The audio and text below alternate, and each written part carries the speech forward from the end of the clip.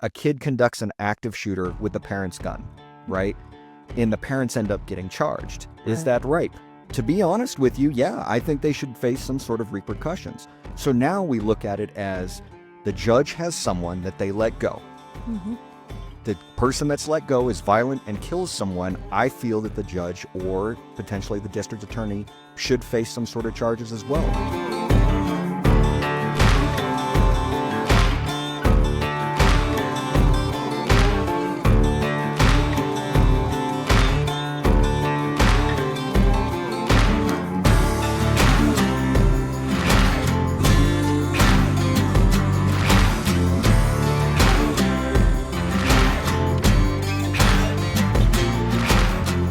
I think we're live now.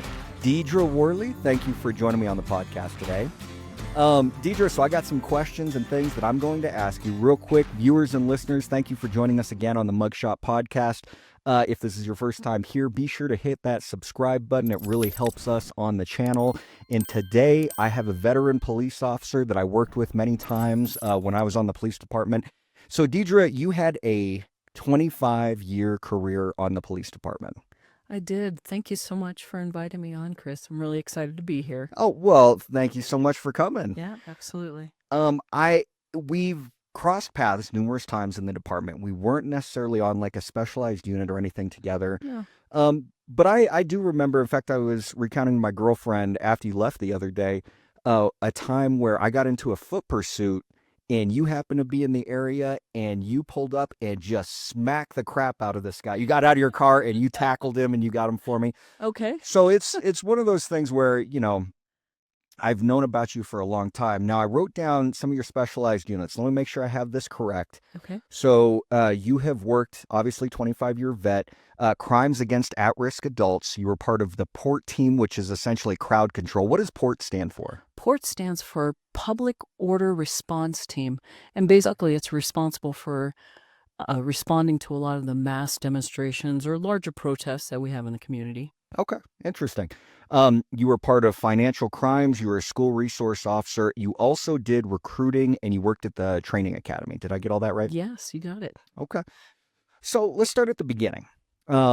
I know from my experience as a cop, when people talk to me, the first question they ask is the why. Why the hell would you ever want to get into law enforcement? Of course, everyone sees it through the bubble of what's going on today, but they don't realize that our career started, you know, decades ago. Like I got in 2012. And I know you've had a very good career. You've done many things, but what was the why? So why did you get into law enforcement? You know, I know when you give a resume that you're not supposed to go back really far, Mm-hmm. but I'm going to take you back really far right now. Okay. As a young person, I remember being the person that always said, be safe. See you later. Take care. Be safe. I don't know if that was the lead in to my law enforcement career, but it feels like it's always been there. As a So like you wanted people to just be safe. You were encouraging people to at all times from a young age, you know, a grade school person telling folks to be safe. Okay. When I hit high school, wasn't always the best kid there. You know, Mr. Thomas, I swear I'm not doing drugs. I got good grades and I survived high school. When I got off to college, I had a friend come and ask me, he says, hey, you looking for a job? And I go, yeah, I'm looking for a job. And he says, the campus law enforcement is looking for people to come be community service officers. Oh, okay. So here I am, following a good friend's advice. And again, I was back to you want me to walk students from campus to their cars and to buildings and, you know, pay attention to criminal activity around campus? Yeah, I can do that. Let's be safe. You know, it's kind of silly. Sure. But yeah, I think that's where I started. I don't necessarily have a history of a family lineage of law enforcement officers. We've got a good group of military background in the family. But yeah, I'm the first one, I'd say, that got into law enforcement. How did your family take that? Exactly. That was the question. That was the question. Yeah. You know, I remember having a lot of conversations back and forth. Of course, my mother was, oh my goodness, be safe. What are you going to do? Who's going to take care of you? My husband asked, wow, you're thinking about trying out for this specialized unit. And I just saw that these folks were in a dangerous situation in some other agency. Mm-hmm. On top of the familial concern for my safety, being an African American person, I also had to explain to folks why I was becoming a police officer. Why are you joining the police department?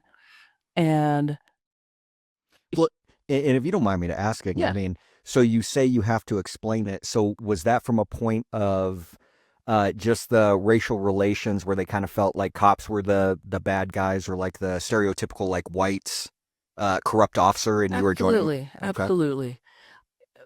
I grew up in California, and there's a lot of different diversity going on there. And so for me, it was easy to look around. I grew up in the San Francisco Bay Area, and the police officers there were of all kinds of nationalities and races and backgrounds and languages and things like this. Sure. And so my thought was that it, in my mind, was just normal. Like, oh, Yeah. this is another career path to go down. But in talking to the family members who lived in communities that were not as diverse, they really didn't understand how I could make this kind of commitment. And I remember just kind of explaining at times that you really have to look at the community that you're a part of. Mhm. Is the community supportive of law enforcement? Is there a change going on in the law enforcement community? Are you one of those individuals that can put yourself into that law enforcement community and try and have an impact? Yeah. Like I said, with what I saw growing up, it was a very diverse career field, Hmm. and it's a lot more challenging when the agency that you join is not as diverse, and you might be the one person, the one female, the one minority getting into it. And so, I encourage people to look at their law enforcement. I encourage my family to look at the law enforcement in their community and to go on ride-alongs and be open-minded about what could be going on. And did they do that over time? Did they take ride-alongs and start to? Oh yeah, Yeah. it took some time. Everything Sure. has that growth period. Seeing me in the career, I had family that would come and go on ride-alongs with me and see that I was safe, Hmm. see that how my interactions were with the community, Yeah. and I think they grew to have an appreciation of the person that I was and what I was trying to do in our community. I gotcha. So, you get onto the police. Was CSPD your first police department? I worked at UC Berkeley Police Department for a Oh, while. okay. I worked at University of San Francisco Public Safety for a while, and I eventually moved out to Colorado Mhm. and joined the Colorado Springs Police Department. So when you moved into this law enforcement realm, I mean, it sounds like you did have kind of a passion. You were excited about it, and people had some questions. It wasn't like an easy transition per se. No. So what was it like for you directly though? So now you get onto a police agency, whichever one that may be. And I know that typically, I think even right now per FBI statistics, 60% of law enforcement officers are white males, right? Right. So how did that come into play at all? Did that affect you or was it more, you got in, you became a cop, it became the thin blue line? I mean, what was that like? Yeah. Let me think about that for just a moment here. Okay. My background was as a martial artist. Mm-hmm. So I started out as a judo practitioner Nice. and did a little bit of jujitsu. And I dabbled in a few other different martial arts. So I had a level of physical confidence that I think not everybody comes into the career field with. I gained a good amount of respect from my coworkers when I was willing to engage in physical confrontations with people. Sure. You know, I I remember an older officer and I were sent to uh, a a physical disturbance with a son and mother that were physically fighting and engaging, and the mother was able to get away from the son, Hmm. but we still needed to put him under arrest. And it turned into a fight with the two of us trying to get this individual into handcuffs. And following, that particular incident, struggling with an individual to get him into handcuffs, that officer came to me and he said, "Hey, you did all right. That was more than I expected." Yeah. And so going into it, people don't people learn to accept you and respect you when you're doing the right thing and when you're being involved. I like that. Yeah. I'd agree with that in my career as well. I think anyone, I mean, it sucks to say because I would like to say that everyone starts off on the same foot, but I don't think that that's true. And I don't think that it breaks down at any racial points or gender points. What I think is, first of all, attitude. Mhm. Attitude is number one. Second of all, they used to preach in the academy to us all the time, Yeah. and they'd say, you're known by your reports, you're known by your reputation. And so there were people in my academy class that went out and did something stupid while they're in the academy.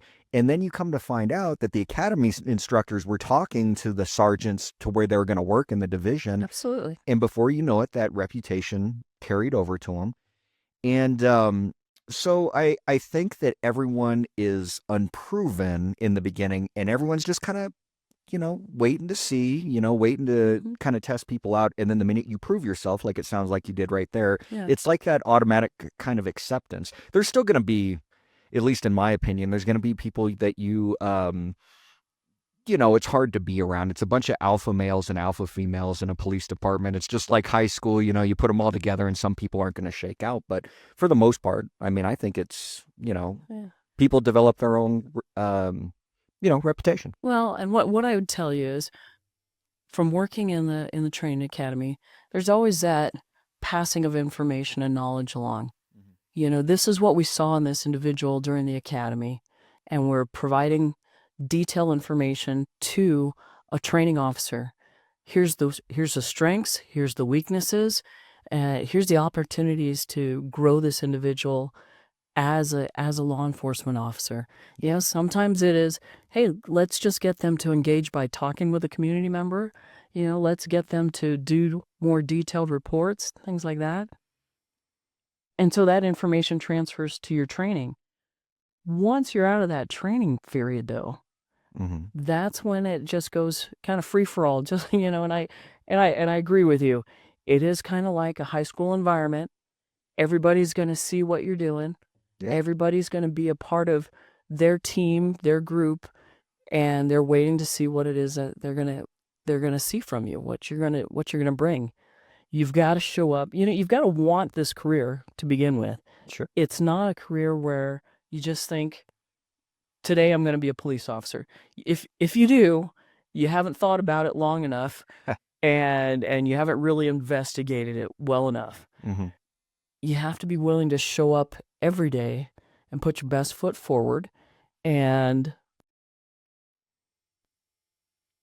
make good choices so that the rest of the folks out there, like you said, your reputation gets better and people want to work with you and want to accept you.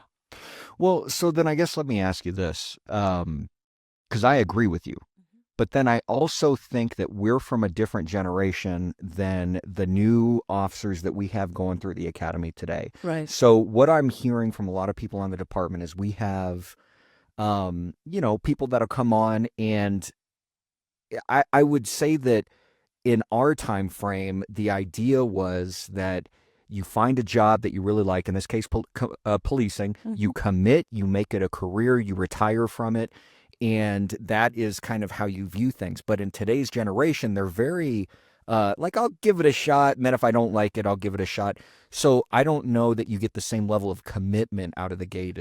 Would that be kind of your takeaway as well, or what are your thoughts? I mean, that's a good question.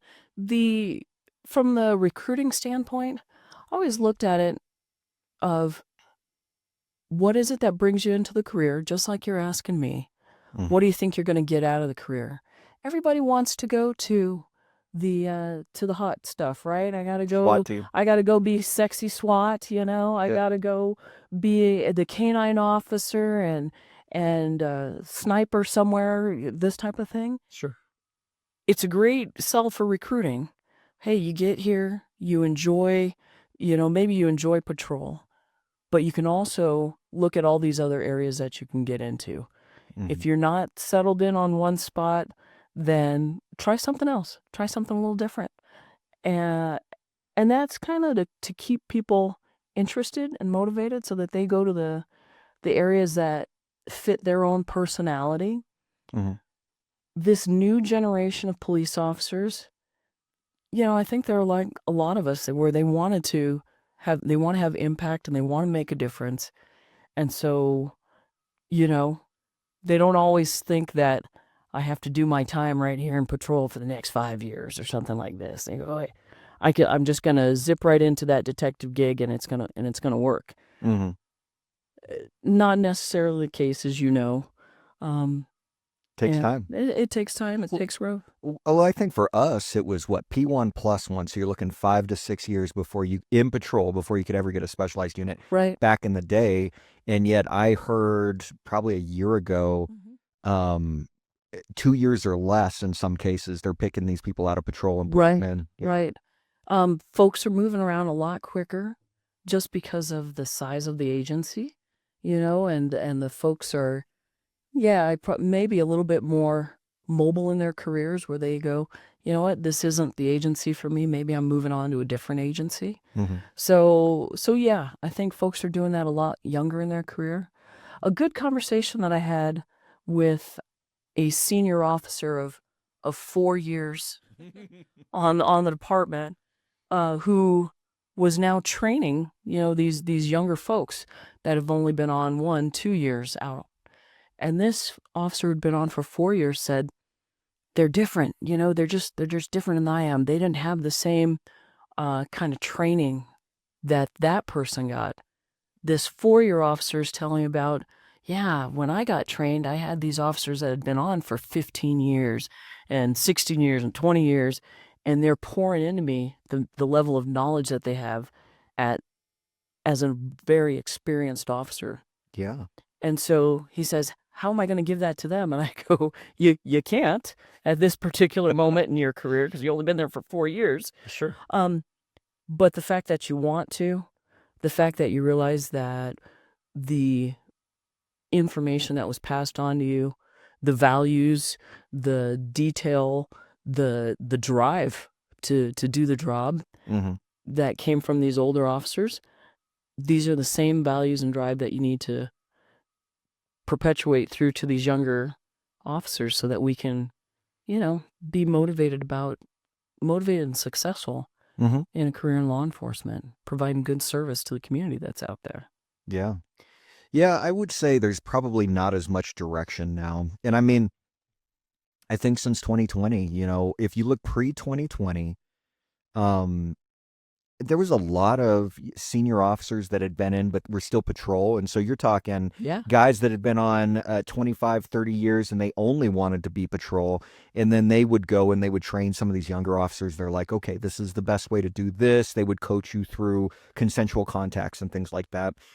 And, proactive policing, I think, is kind of a lost art form anymore. And Yeah. we lost it when we lost the officers like that. Because now, 4-year cop, well, that's still since 2020 when there has been a lack of proactive policing. Right. And so, I don't know. Yeah, I think everyone just kind of tries to find their way and does the best they can. That's all you can do. Yeah.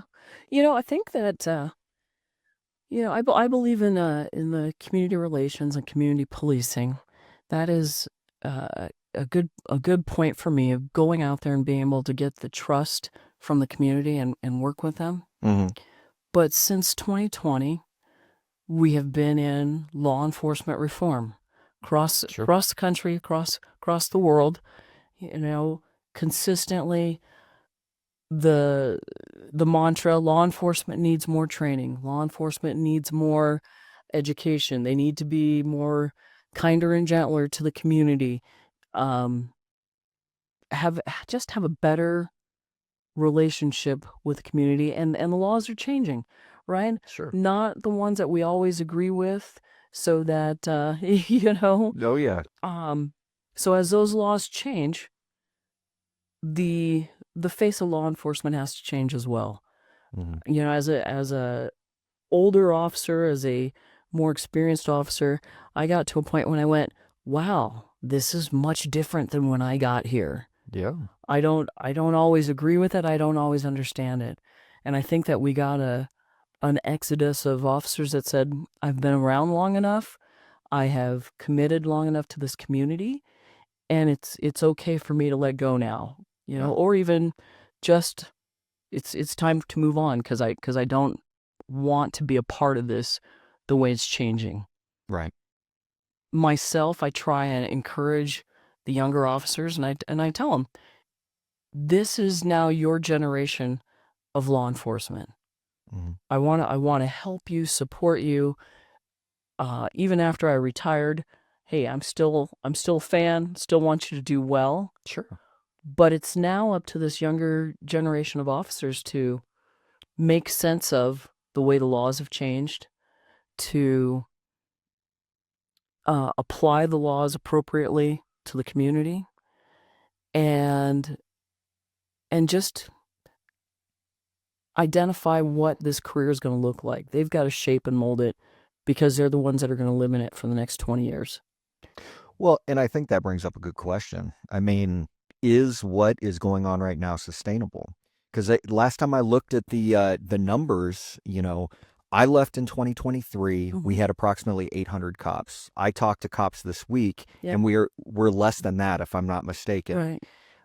And so we're constantly battling attrition, and we were doing that pre-2020, but now we can't catch up, and it seems like we're slowly but surely getting to a point where providing police service, effective police service, Yeah. isn't going to be a thing.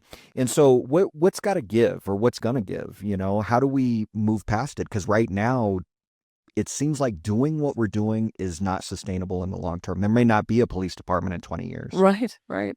Yeah. There's a lot of different things that are changing. I think one of the big sticking points is working better with our justice system as well. Mm-hmm. You know, we can arrest all the, what we're doing now is going out and having the police officers focus more on the more serious and dangerous criminals. Yeah. We're finding other ways in the lower type crimes, shoplifts, thefts, break-ins to your cars.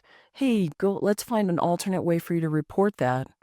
And we're going to let the police officers themselves go out and handle the really tough situations. Sure.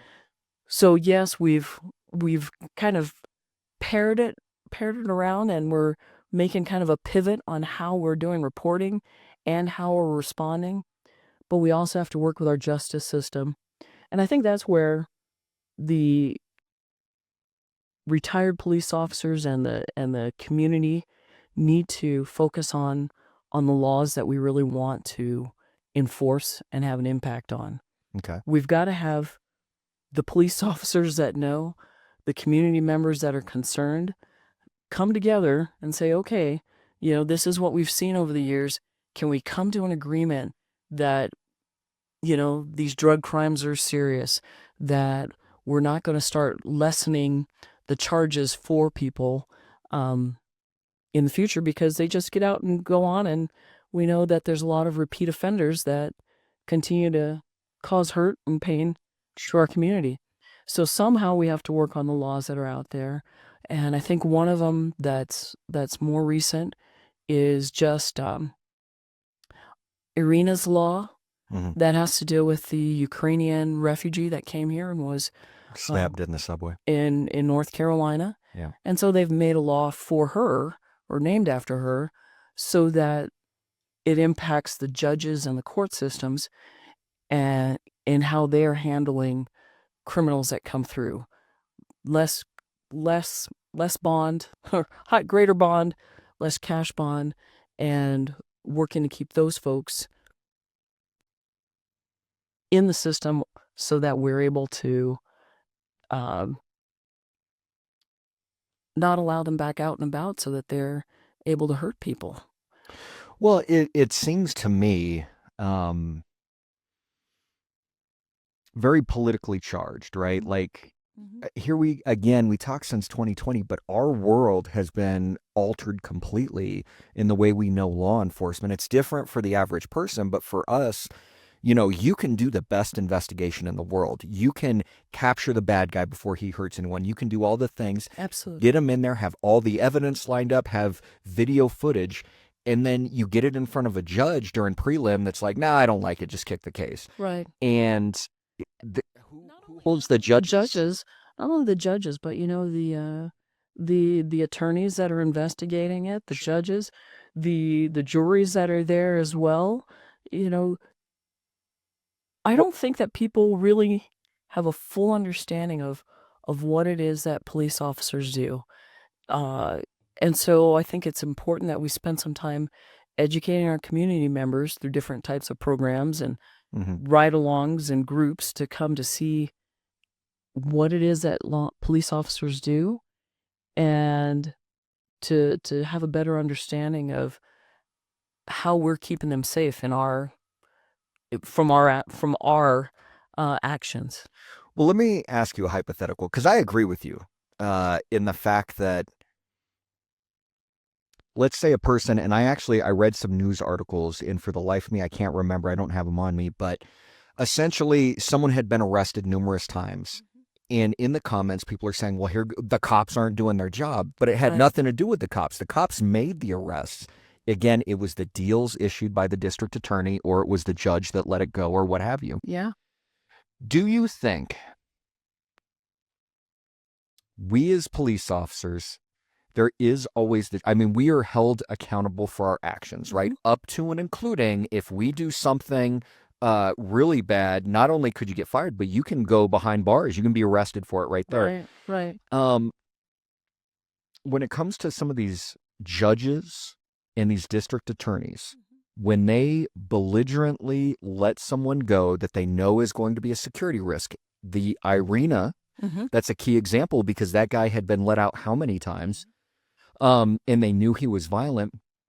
Should they face some sort of accountability for their actions of letting him go as well? Right. I think the easiest answer is that we get to vote in our judges. We get to vote on if we feel that they are doing the job that we want them to do.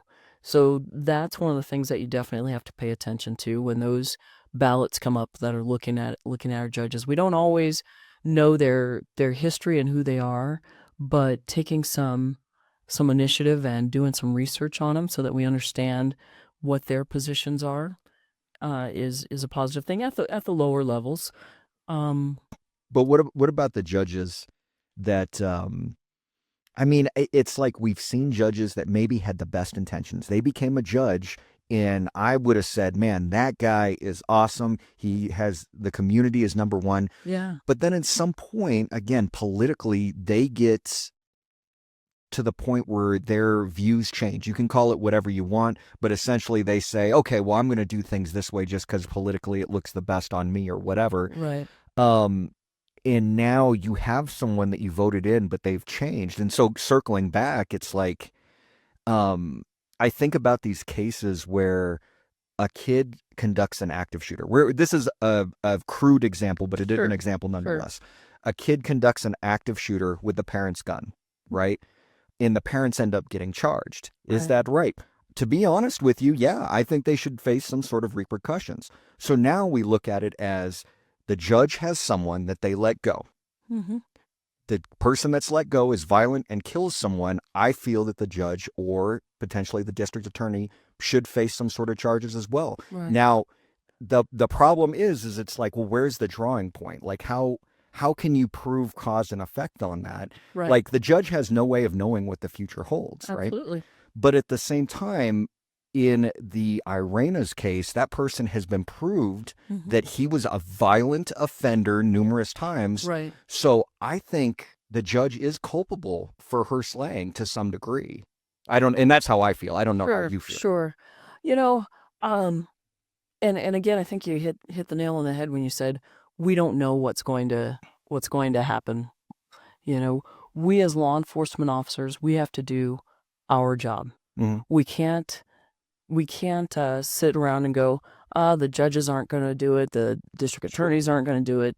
You know, we have to do our part of the system by making the arrests and then sending that on forward to the rest of the judicial system. The point of who's going to be held responsible, Mhm. always the individual making the action needs to be held responsible for sure. Yeah. Can we attribute other things to parents and DAs and judges? Yes, we can. We can definitely say, you had a hand in the outcomes that come forward, Mhm. but it's not always. I don't know how we, other than changing the laws and setting up more checks and balances, how we can determine, what level of impact or responsibility that we're going to assign to the DAs and the judges and systems like that. Mhm. I just don't know. Well, and it's a discussion that I think, regardless, I think there's a solution to it. Sure. Um, I don't know, but at the same time, I think the same thing could be said about police officers. They go out and you know how it is. I mean, you go on the street, you don't know what you're going to face that day. The Right. only thing you know is that you're going to go out there, do the best you can, try to protect the community, and then Within the parameters that you're given, yeah, because the face of law enforcement, according to society, is still changing, still needs training. mhm, So, yeah, every day the law might be just a little bit changed from the last time you read it in the statute somewhere, and sure. you have to be sure that you're there and you're aware and you're Well, but I think what it comes down to is the court of public opinion too.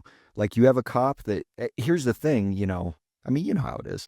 It's like I love it when people say, "Ooh, that didn't look good on that right, body cam." And it's like, "Okay, will you show me a body cam footage of an officer using justified force that ever looks good?" right, It's you are using action or violent action against another person to stop absolutely, them from what they're doing. It's never going to look good. yeah, And unfortunately, it's just there are officers out there that potentially face consequences for something they had no control of over either. And so it just seems odd to me that you can have cops that get sent to prison for circumstances that they did all they could within the law and within the training, sure, but then you have other people, and again, I hate to harp on it, and then we'll move on. right, Sorry. right, But it's just, they seem to get away with it. And I think if they had more of a counterweight of, there are consequences if you just blindly let someone go, right. maybe they would A little think bit more twice. scrutiny, Yeah. yeah.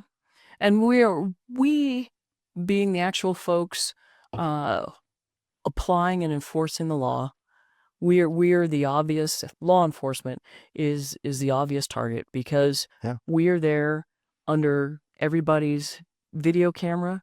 Every news media is waiting for the next big story to happen, It's true. and so that's probably about as far as they get. People are allowed into courtrooms and things like this, but it's not where the media goes and sits there and waits unless it's some Like extraordinary wild. trial. Yeah. And here's my thing about body worn camera. Hmm.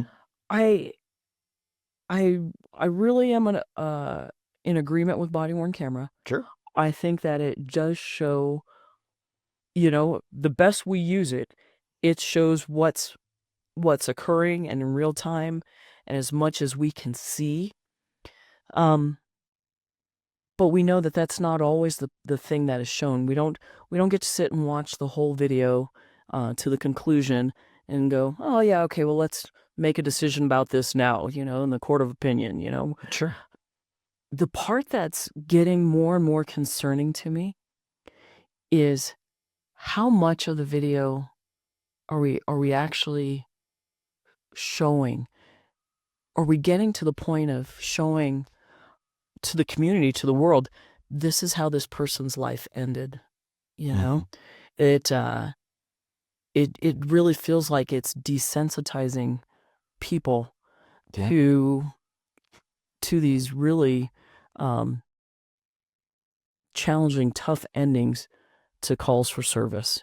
Yeah. And yeah, I'm not about desensitizing people, but I don't also want to show these moments where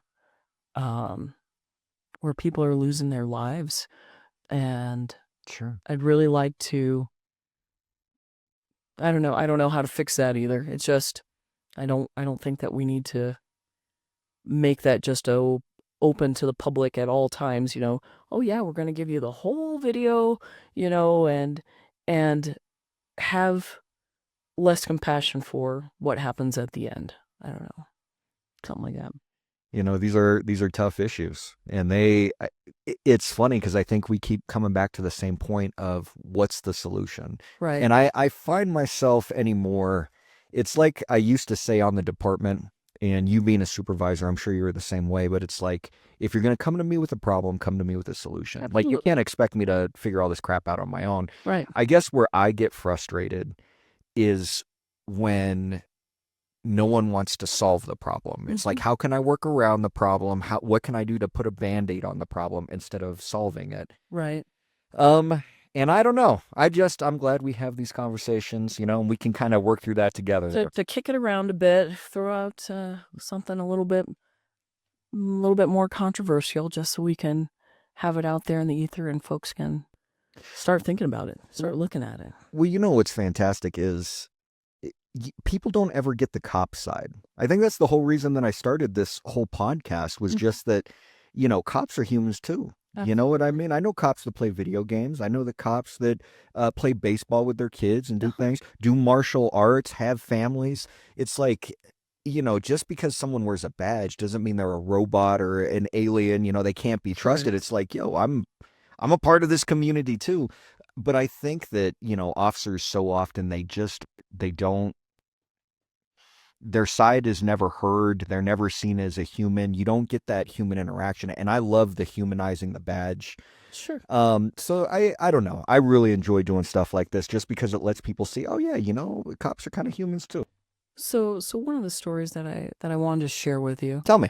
was, following or during the demonstrations in 2020, following the death of George Floyd. Mm-hmm. I was out there as a part of our PORT team, our public order response team, responding to mass demonstrations and protests.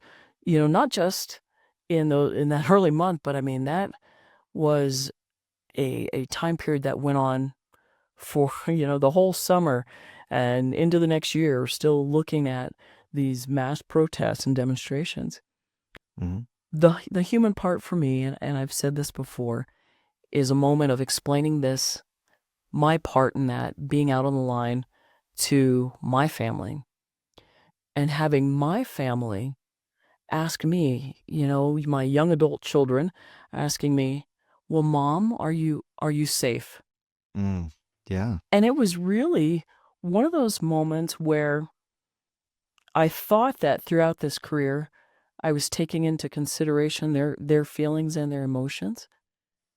But I don't necessarily wholeheartedly know that I did. I was enjoying the career and enjoying what I was doing. And now, I really don't even think that I thought for myself at how many times I felt unsafe until my child asked me that question. And having to respond with a, no, I'm probably not safe at this particular moment, and the overall impact on my family that I think really changed again, initially, with my parents asking, how are you going to take care of yourself? What's going to happen, when you're involved in these things? to going through many years of a career, taking care of myself, being worried about, my own emotional well-being, Mm-hmm. to getting to a point where now I have to worry about the emotional well-being of my own kids who are, wondering why you're getting called out at night, Yeah. looking at the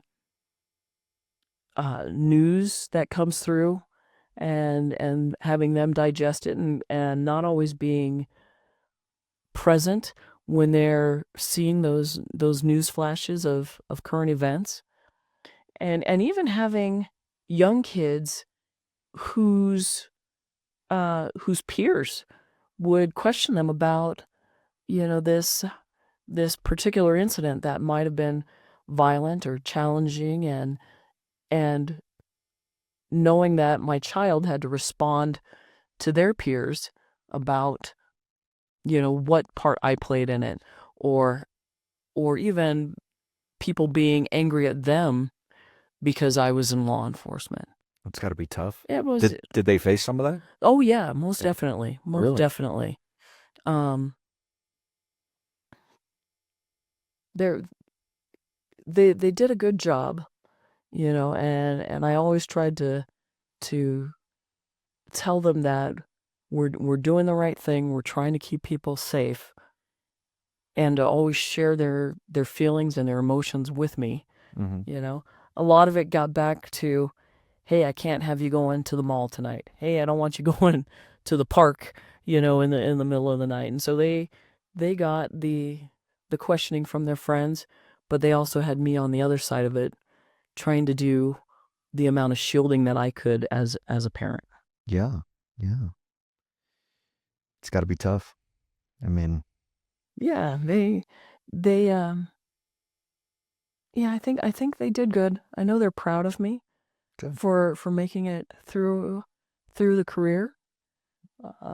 And I know that just like every other, law enforcement person, we've missed birthdays and Christmases and holidays, and we've changed birthdays and holidays to other days so that we can still celebrate it together. Mm-hmm. Um, and I hope that they've come out stronger and with a little bit more awareness that the world isn't always as easy and comfortable as some people might think. Yeah. Well, I mean, I think that it's good for them to see.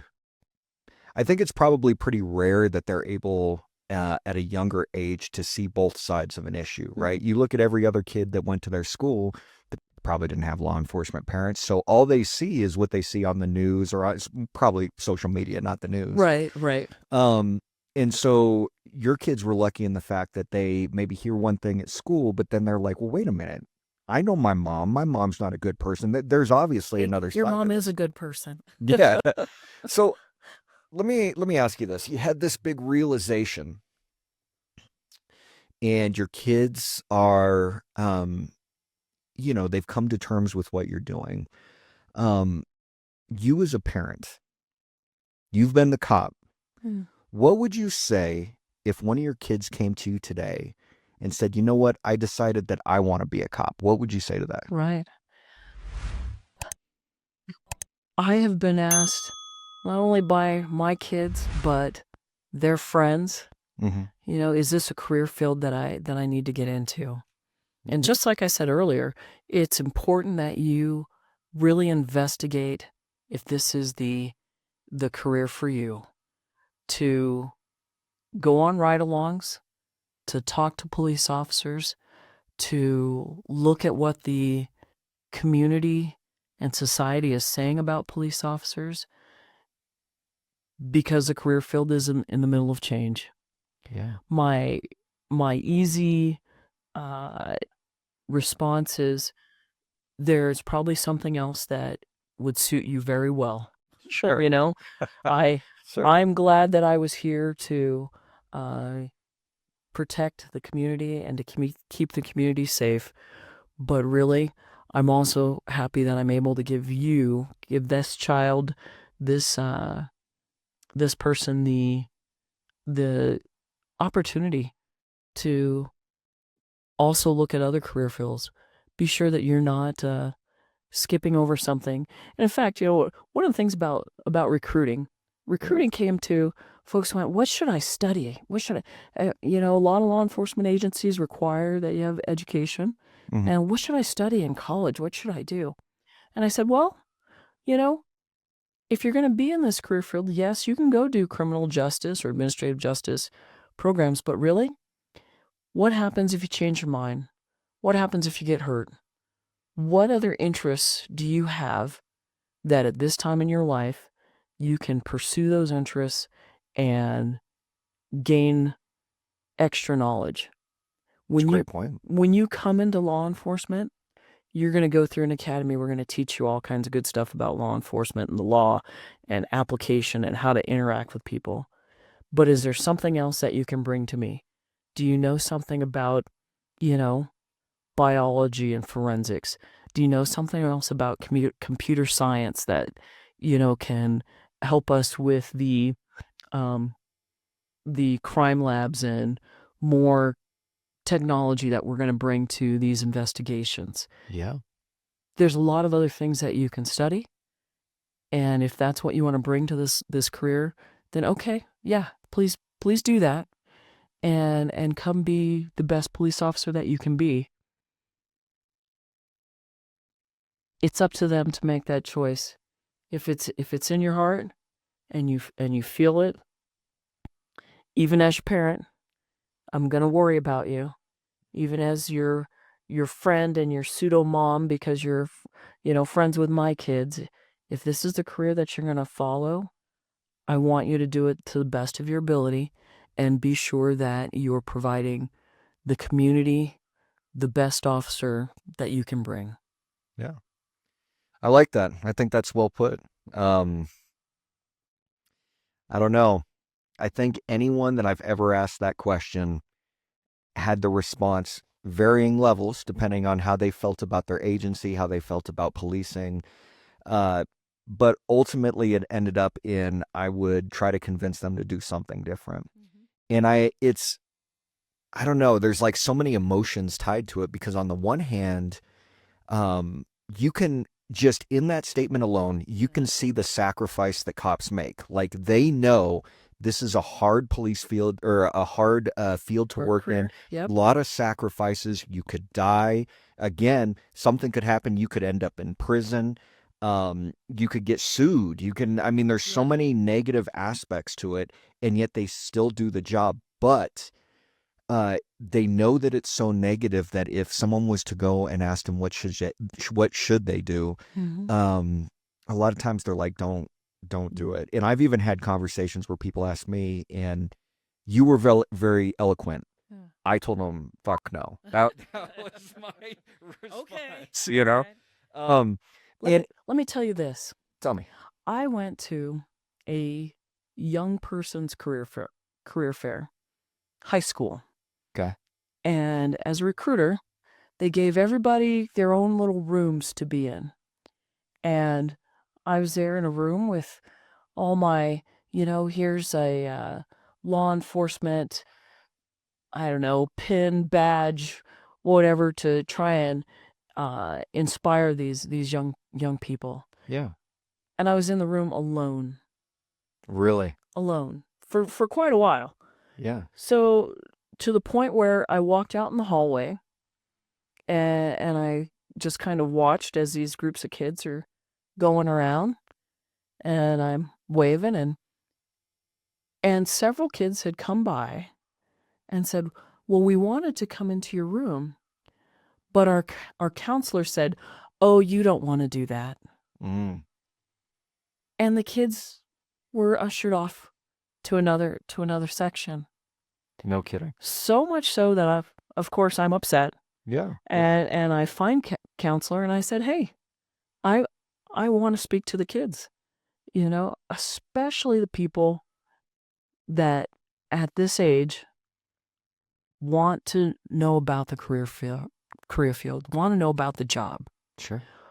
What we can tell folks to do, don't do this. Don't do this job ever. This is terrible. There's a lot of drama and trauma and things that you just don't want to know. Yeah. But if you've got a heart to give to this community, if you've got a passion to drive a police car as fast as you can with adrenaline going so that you can save a life, Yeah. help somebody. I already told you I started out what I considered to be at a young age. I never had anybody say, don't do this. I wanted to talk to those kids. And I made that counselor go find those children, and bring them back into my classroom so that we could have a conversation, an honest conversation about what law enforcement is. Yep. What are your concerns? What do you think it's going to be like? Absolutely. There are people out there that have the heart and passion for what they do. They have the heart and passion to go join the military, heart and passion to be doctors, teachers. We're going to make a difference in this world. And believe it or not, there are people out there that have a heart and passion to be police officers, and we need to let them do it, and we need to support them on it. Sure. I like that. Did you get any kids to come and talk to you that day? I did. Yeah. I did. I did. And each group had their own kind of counselor or teacher walking them around. And so instead of sitting in a classroom by myself, I stood there in a hallway and I went, "Oh, hello, Mr. or Mrs. Teacher. Thank you for coming to my room." and ushered a group of children into the room, whether the teacher wanted it or not. Yeah. And spent some time with them. And, the thing about that is you get this interaction with kids. Some of them really want to be in law enforcement. Some of them are interested. Mm. Some of them had that experience where the police have come to their house. Some of them had that experience where they needed to ask a cop for help. Sure. And we got to unpackage that a bit in front of other kids that said, yeah, it was kind of scary. Yeah, they really helped me out. I didn't know what was going on. And so we get to address those moments for those kids and also put a little thought process into those other kids that might be thinking about the career or might just go, I wonder if I'm ever going to have to deal with a police officer. Yeah. And if you haven't had the opportunity to talk to that police officer in a moment when you're not stressed, then it's just blind adrenaline dump and whatever the rest of the world has told you about police officers. It's important that we have those conversations with our families, with the kids, whenever we can, when we're not stressed, when they're not stressed, so we can say this is how we're going to work together to get through these challenging events that happen in life. Absolutely. Yeah, it's a great point. Yeah, well, we'll see, what the future holds for a lot of these younger people that want to be cops. I know when I was in, one of the things that I always kept in the back of my mind on any call for service was, here's a kid. I wanted to make sure to make a positive impression on him. Wanted to make sure to have a conversation with them to the best of my degree. Obviously, if it's a hot call or something that you're not going to be able to, but at least not initially.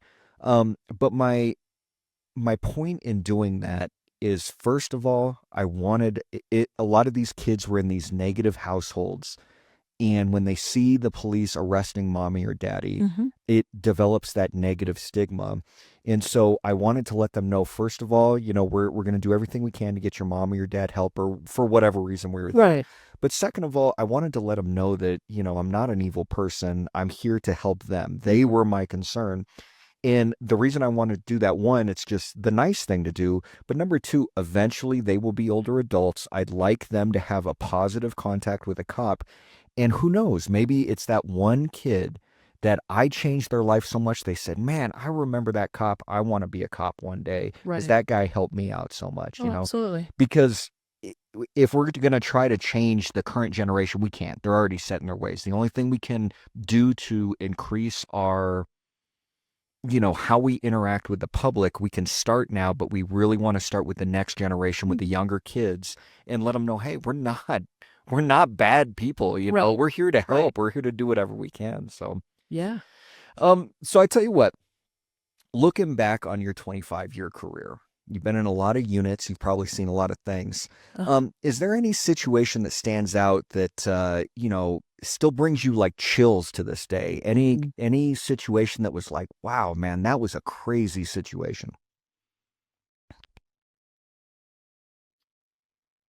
That's a great question.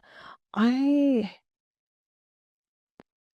there are events that happen that, uh, you know, yeah, there are tough ones out there that involve, people with weapons trying to harm other people, trying to harm themselves. Um, I think the one, and this is probably different than what you think it'll be, Okay. that comes to mind for me is talking to a young man who had disabilities and had been assaulted by people that thought they were his friends, Oh no. you know? Yeah. And he was very emotional of why would they do this to me? And why would they do this to me? Why has it happened to me? You know, and that person not wanting to do anything about it. Mm. And that happens a lot, I think, with a lot of different types of victims, that they'd rather just let it go and let it get away from them so that they don't have to think about it, relive it, or anything of this nature. Yeah. This young man was keeping himself, you know, hidden because he didn't want to be found by anybody. He didn't have his parents were involved in different drug related activities. So, his biological parents weren't necessarily there for him. He had other family members that were there for him, but they really thought that even these interactions were something that he had brought upon himself. And there was really a So kind of the victim shaming, essentially. terrible. Yes, there was a lack of support for this individual, and really just cried and didn't want to be there, didn't want to be involved, and just wanted it to go away.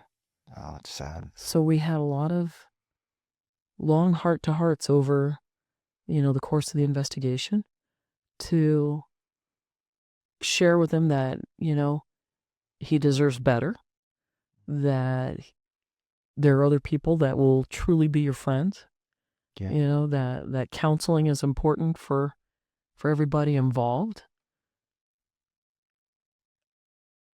And in that, I have to mention, the victims advocates that are there, and the victims advocates say, we're here for you throughout this process too, just as much as I'm telling them, I'm here to support you and we're going to help get you through this.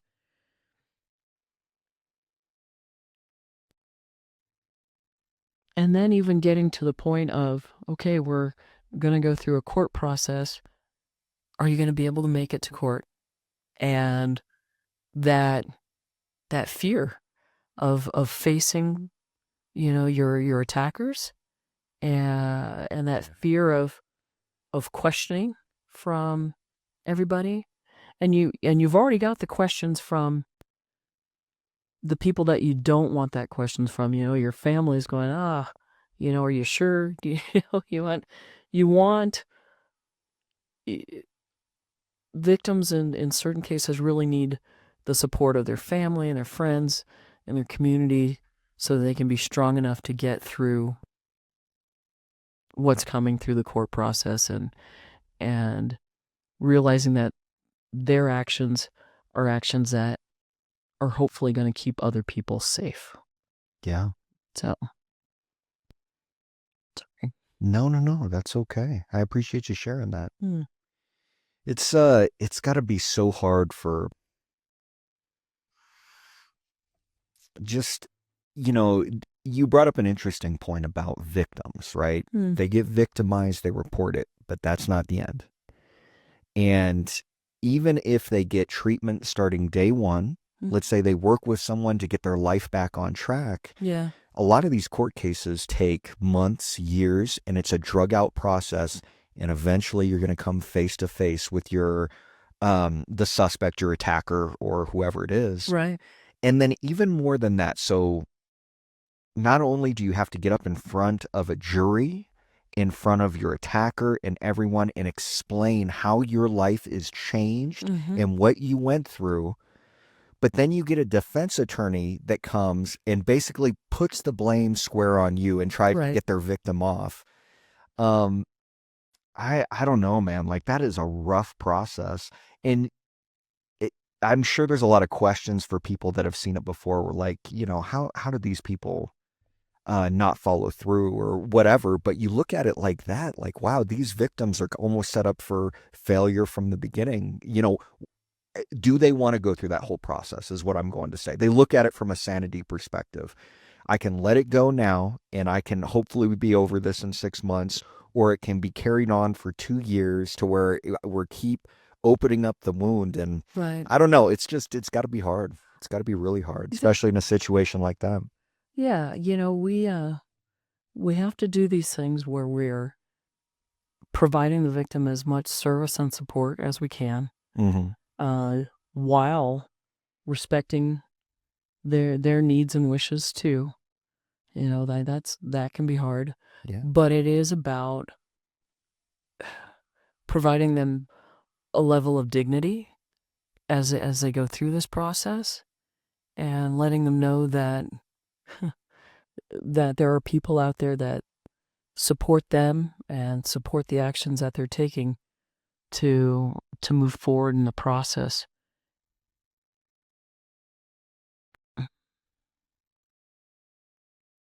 Yeah. Yeah. I've known some great victims advocates that have been involved in cases, and they're again people with big hearts, committed to providing resources and sharing information, and doing whatever it is that they can to support the victims before, during, and after trials. And and those folks definitely deserve a round of applause and thanks for just the level of commitment that they provide. I think one of the things that I've always said about law enforcement is, as police officers, we get ourselves into the areas that we feel that we're able to make an impact. I never wanted to be on homicide, never wanted to do crimes against kids, because I just think that those are amazingly hard and challenging situations. And I appreciate that police officers in general keep the community safe by taking care of things that the rest of the community doesn't need to see. And I appreciate the tough police officers that take on the even more challenging cases, because they, keep me from having to be too involved in some of these challenging cases. Crimes against kids can't fathom it for my own heart as a parent. And our victim advocates, they don't necessarily specialize in one type of crime. So their exposure to all these different types of crimes, all these different types of victims, um, they're amazing people as well. I think we've talked about this a little bit, but just from your point of view, in America today, if you could change one thing, just one about policing, Yeah. what would it be? Oh. That we didn't need it whatsoever, and the whole world was really good and nice to everybody, and we all just loved each other. Yeah. Okay, now to get back to it,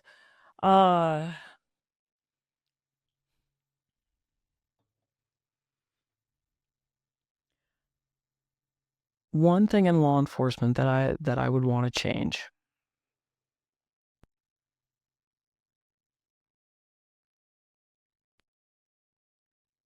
Really, I think it's probably just the the way we work with our communities.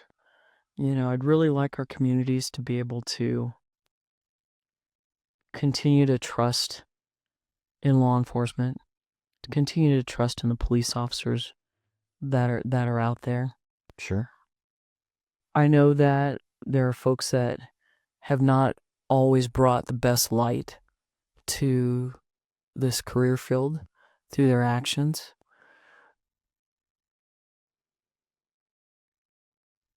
I want the cops to show up and bring their best foot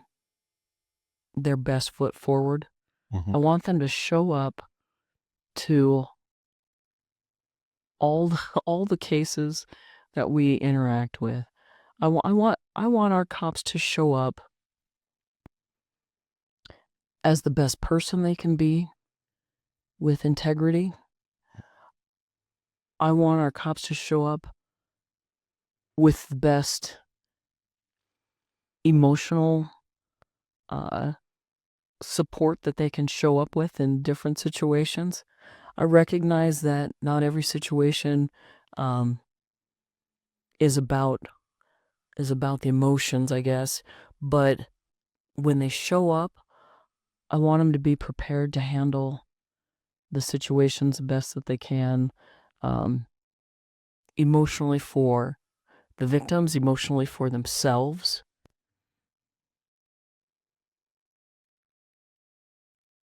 I want I want a lot. Uh um I don't know. I want a lot. Yeah. I want to hire all the best police officers that we can hire. I want all the police officers to show up and be motivated, compassionate, caring, professional, effective. I mean, and have all the answers right then and there, so that we can, just positively impact the situations that we're in. Sure.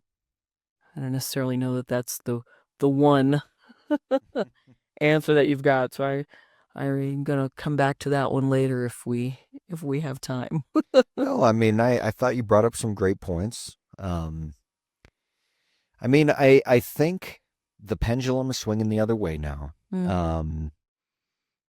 And people are starting to realize defund the police was not in the best interest of the actual people that lived in an area. It made them less safe. Right.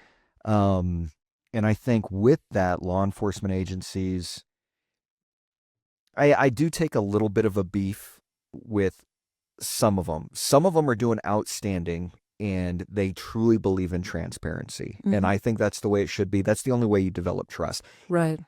Some of them, I feel they use transparency as a buzzword, but they're still not transparent. And so it's like, obviously every agency is we're not talking about like federally all over the United States. Our department was for the city, but then you also have the county and you have the state.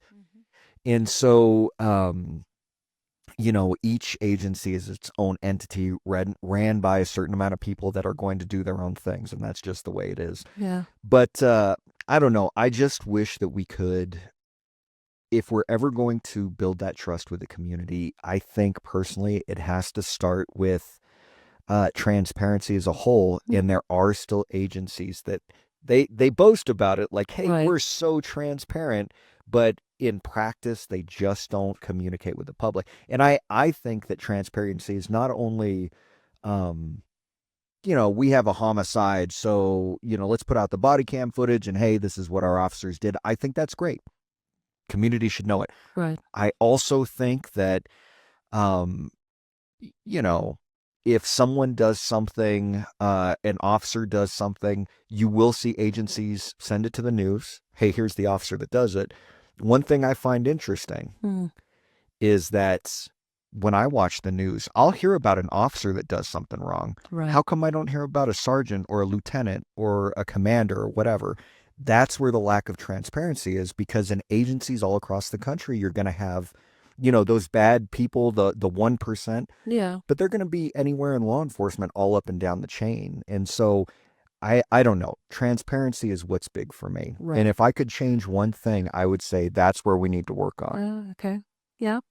So, I think that the whole concept of defund the police Mhm. came from people that never really needed the police.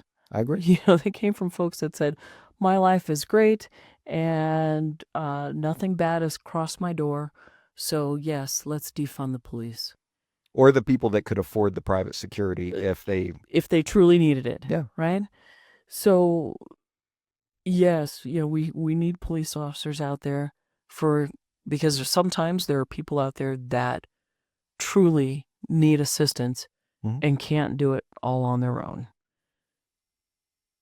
Unfortunately, sometimes as police officers, we do have to do things that are physical and aggressive, and in order to stop the situation and to make people be safe and to end the situation that we're in.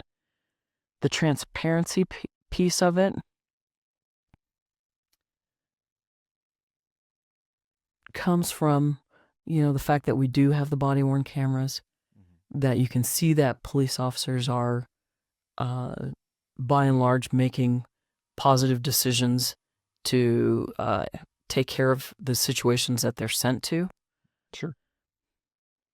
And that information, I know it's going to be out there. And like I already mentioned earlier, I'm still a little concerned about the level of exposure that we're giving to people. But if the community is going to handle the transparency and they want it, then yes, we should be giving it to them, and we should be talking to them and explaining the situations and the laws and the constitutionality of how we came to the decisions we had and why these are the appropriate decisions. And here's the camera that shows what happened. Does our community really want to know, from top down and bottom up, everything that happens in a police department? I don't know. Really? I don't know if I want to know about everybody's and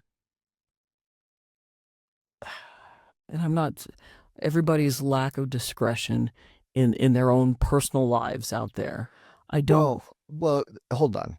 Lack of discretion. I think I'm not talking about, someone goes and they end up cheating on their wife and they have issues with an agency. That's not Right. against the law. I'm not saying I support it, but that's not against the I law. don't support that either. But what I am saying is, if you have an officer that does something that could be against the law, I don't think that it should be covered up above a certain rank, or it should be It shouldn't be exposed. covered up at any rank. Right. I agree. It shouldn't be covered up at all.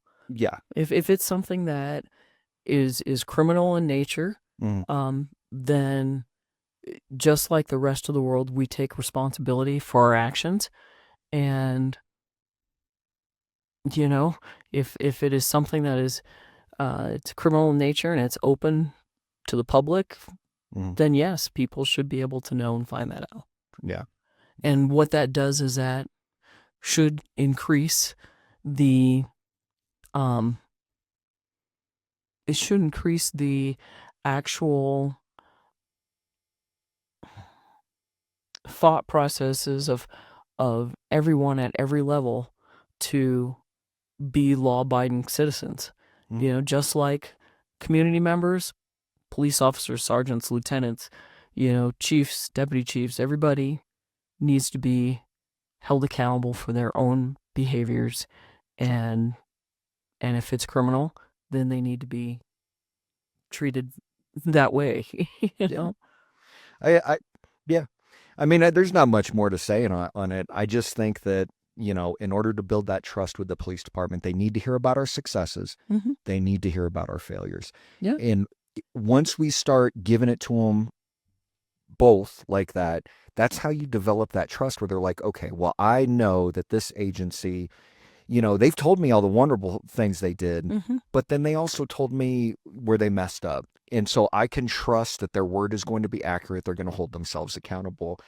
And so I don't know. Like I said, some agencies do it great. I'm going to give a shout out to Las Vegas Metro. Okay. One of the things that and of course, I mean, I'm sure they've had their issues and me not working in Las Vegas. I don't know Right. much more about that. But one of the things I always found fascinating was body cam. There Mhm. was no holding it. We're going to decipher it. We're going to edit it or make it. It's Right. like, boom, it's out there. Right. And their community responded really positively with that. And it wasn't always in their favor, but they were very transparent about it. Mhm. And I think some of these smaller agencies, there's always kind of like, oh, if I put this out there, but everyone's going to see it different. Yeah. I just happen to see it as I don't think there should ever be a time where people say, you know what, Officer Osick, he didn't mention this, so he must Right. be hiding something. I would rather them say, Officer Osick tells us everything, good, bad, or indifferent. I wish he would shut up because I don't want to hear what he has to say,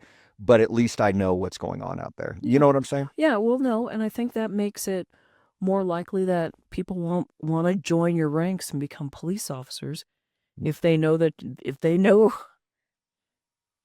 you're honest. Mm-hmm. Excuse me. Oh, you're good. Being transparent will make more people want to join your ranks and become police officers Yeah. if they know that you're honest and they know that they're joining a good force and that they are going to be a positive part of their community. Sure. That they don't have to lie, mislead, or, leave out any type of activity. They can say, here we are, in all transparency, this is what happened. Yeah. And we'll get people that want to be a part of our ranks and understand that they're doing a good job and they are a huge attribute to the community. Yeah. So let me ask you this. We're going to switch gears ever so slightly. And I'm going to keep politics out of this just from a law enforcement point of view. Okay? Okay. We're going to zoom out a little bit. Yeah. Obviously, we have ICE raids going on around the country. The big thing that I think is in question right now is the ICE officers are keeping their faces covered while they're doing these raids. Right. And I'm curious, again, I'm not looking at it from a political point of view, nor, I mean, everyone's going to have their opinion of the ICE raids themselves. That's not what I'm looking for. But I think it's often overlooked why they are or they aren't covering their faces. And I was just curious if you had any thoughts on that. Again, because we just had this talk about transparency. And I thought that was kind of an interesting segue to talk about that right there. What do you Right. think? Right. Um, you know,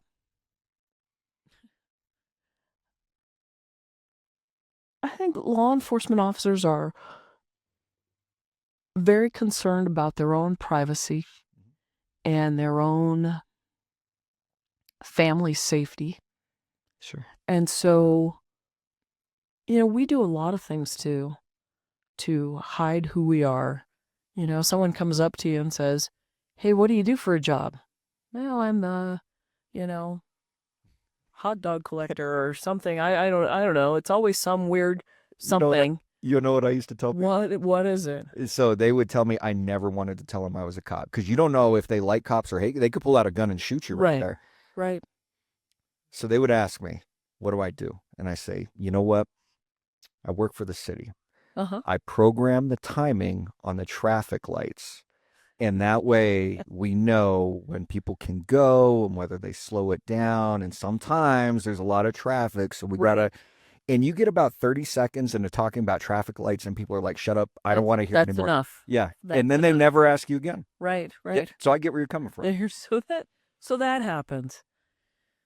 Should, we also, I just want to be clear real quick. Obviously, I know you didn't do it and I didn't do it either, but we weren't doing that to try and be deceptive because we're bad or corrupt or anything. It was because we were nervous about our personal safety outside of wearing the uniform, essentially. And we didn't want to talk about the job all the time. That's I am here at a social event, and I'm sure the tax accountant doesn't want to talk about your taxes all the time. The attorneys don't want to talk about court all the time. We all just want to sometimes break away out of that mold. Yeah, kind of decompress, get away from stuff. Yeah. And truthfully too, there have been times where, as a police officer, we have lost friends just because of what we do. That's a very good point. So there's that. But that's aside from the question that you asked me. Mm-hmm. The question was, should ICE be covering their face and things like this? Mm-hmm. I think that they're dealing with very dangerous people in some of these countries that we're deporting these individuals to. As a police officer, we always have, name badges and badge numbers and ID numbers that we have to provide saying who we are. Sure. I don't know what the parameters are of the ICE agents. There's a lot of things going on. You're trying to keep this out of the government. There's a lot of things that are going on that that are a different level of law enforcement out there. Yeah. And yeah, I don't know. Yeah, I just can't. I can't answer it. I don't know. It's a hard question. Yeah. It's, on the one hand, I'm sticking to my guns what I said before. I believe in transparency, right? Mm-hmm. I went out there. I was on the crowd control team before it was the port team. Right. And I wasn't covering my face. I had my badge. I had my name tag. So even if they didn't ask for a card, I would have someone that was, I would show, hey, man, you got a problem? Call IA. The number's on the back right there. Right. Is my information. Because it's like, look, I don't want anyone to ever question what I'm doing. Everything I'm doing is by policy and by the law. Here's my information. Yeah. At the same time, okay, now I've said that piece. Yeah. At the same time, I got to be very honest with people that don't fully understand. People try to target cops off duty. They dox cops. They do everything they can to try and scare them out of the profession. Right. One of the first times that I remember encountering this was, I'm not going to say her name, but there was an officer that worked with El Paso County that left her uniforms in her car and went to dinner after work, and someone broke into her car and stole her uniforms. At the same time, you remember the old registrations, they would have your home address on it. Right. And it turns out that her car was actually registered to her parents' house that were in town. They took her uniforms, then they went to the parents' house, completely vandalized it, wrote fucking pig all over the front of it and stuff like that. Yeah. And so was there a cause for it? No, not whatsoever. They found her personal information and they went after it. Right. And that was, 10 years ago. We're talking now where people are actively like headhunting cops and they want to kill cops. Some of these ICE agents, from what I've heard, once they found out their identities, they've gone to their home, tried to attack them and their families. Right. And so it's really kind of a interesting situation because in my opinion, the people that are asking them to unmask are the same ones that are going to go out and try to attack them Yeah. and try to dox them and try to do that stuff. So, And how far different will we see that from our officers that are acting undercover mhm. in dangerous situations, that they don't want to be identified so that they can effectively do their job. Yeah, it's a great point.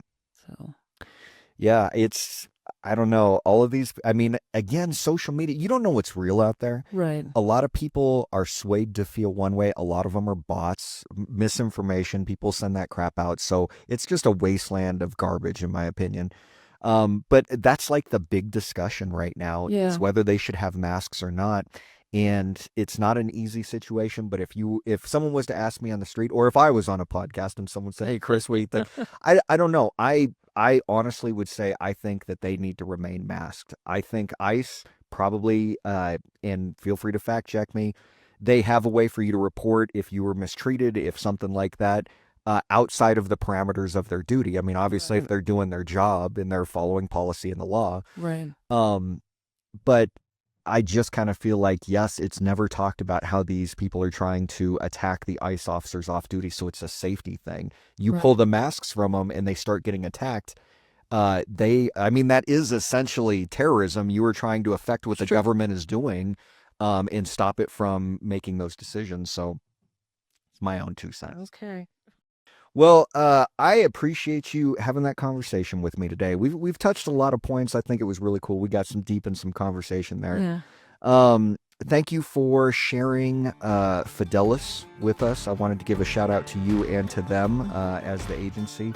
And at some point, I would love you to come back on. If I didn't chase you away, I hope I didn't. You have not chased me away. Thank you, Chris. I think I've made it. I'm all right. Good. All right. Well, thank you, Dedra, for coming on. I'm so happy that you were here and we had this good discussion.